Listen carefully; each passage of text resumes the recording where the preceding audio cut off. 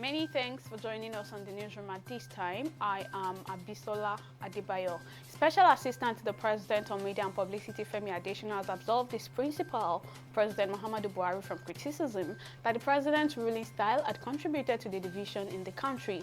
The Catholic Bishop of the Diocese of Sokoto, Matthew Kuka, had earlier in his Easter message heavily criticized President Muhammadu Buhari's regime over insecurity, corruption, and division in the country. But in a veiled response to Kuka's harsh criticism, the presidential spokesperson says it was surprising that those who are guilty of creating division with mouths in the country are the ones accusing the president of the same crime they committed.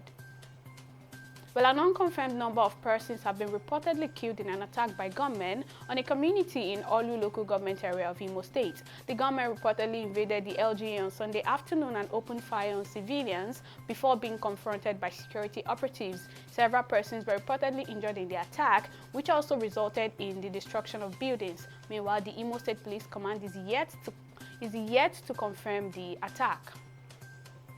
And in politics, the People's Democratic Party, PDP, has reportedly settled for indirect primary to pick its 2023 presidential candidate on May 29.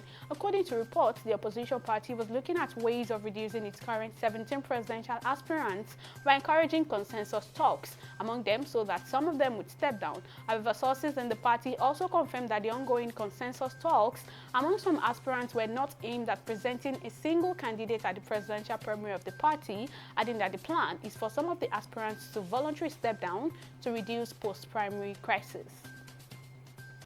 Shanghai has set a target to stop the spread of COVID-19 infections outside of quarantined areas by Wednesday, which would allow the city to further ease its lockdown and start return to normal life as public frustration grows. Shanghai's new target of zero COVID at the community level by April 20 was communicated to the city's Communist Party organizations, including schools. The target will require officials of accelerated COVID-19 testing and the transfer of positive cases to quarantine areas.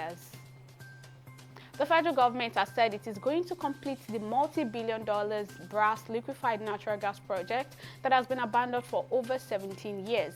Minister of State for Petroleum Resources, Timothy Silva, made this known during an inspection of the project site in One Brass, Bayelsa State. According to the minister, who inspected the Brass LNG site with the management of Greenville LNG, an interested investor in the Brass project, the federal government desires completing the project because of the manifold economic benefits it would bring to the nation. The gas project was initiated in 2005 with the groundbreaking ceremony performed by former President Olusegun Obasanjo on May 14, 2007.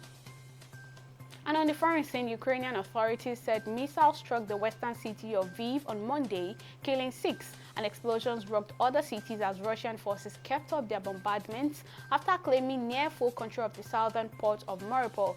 Lviv regional governor said missiles struck military facilities and a Qatar service point. The city's mayor, Andriy Sadovi, said in addition to the 6 killed, 11 have been wounded, and the blast had shattered the windows of a hotel housing Ukrainian evacuated from elsewhere in the country. And in sport, Chelsea is set to face Liverpool in the FA Cup final after second-half goals from Ruben Loftus-Cheek and Mason Mount sealed a 2-0 win against Crystal Palace on Sunday. Mason Mount put the result beyond doubt with a fine finish on his own, ensuring Chelsea of a date with Liverpool in the final at Wembley on May 14. It will be Chelsea's 5th FA Cup final in the last 6 years as they look to make amends for losing in the showpiece against Arsenal and Leicester in 2020 and 2021 respectively. But that's all on the newsroom at this time. Many thanks for watching.